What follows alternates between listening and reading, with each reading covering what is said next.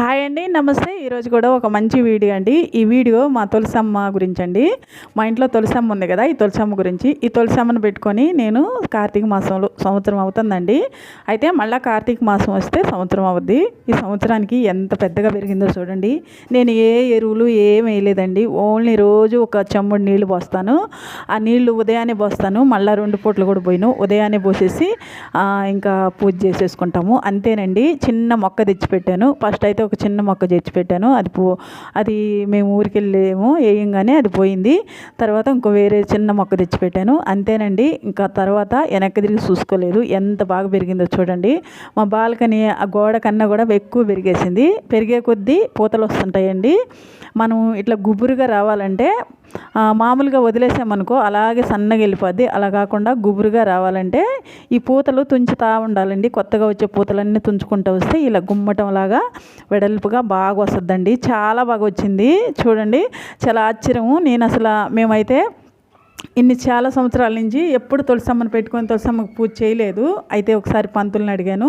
మా అత్తగారి సైడ్ వాళ్ళు అయితే మనకి తులసమ్మ అచ్చిరాదు కలిసి రాదని సరిపెట్టుకున్నారు. నేనైతే శివాలయంలో పంతులను అడిగితే అలా ఏం కాదమ్మా, అందరు పెట్టుకోవచ్చు. లక్ష్మీదేవికి పూజ చేసేవాళ్ళు, విష్ణుమూర్తికి పూజ చేసేవాళ్ళు, శివయ్యకి పూజ చేసేవాళ్ళు ఎవరైనా సరే తులసమ్మను పెట్టుకొని పూజ చేయాలి, చాలా మంచిది అని చెప్పాడు.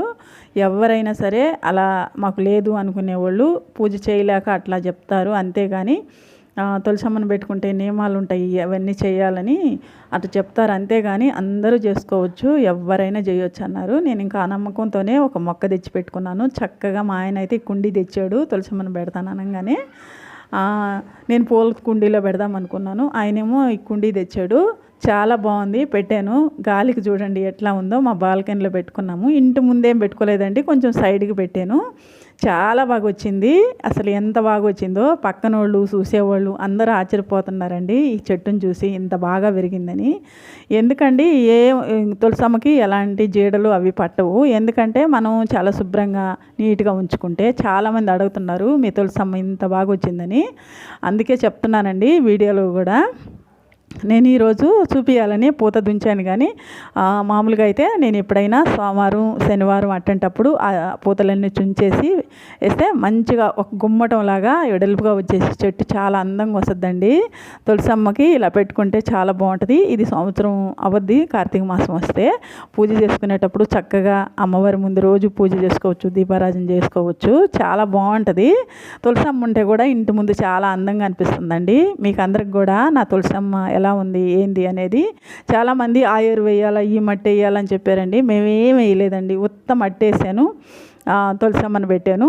ఇప్పటికి చూడండి ఎలా ఉందో.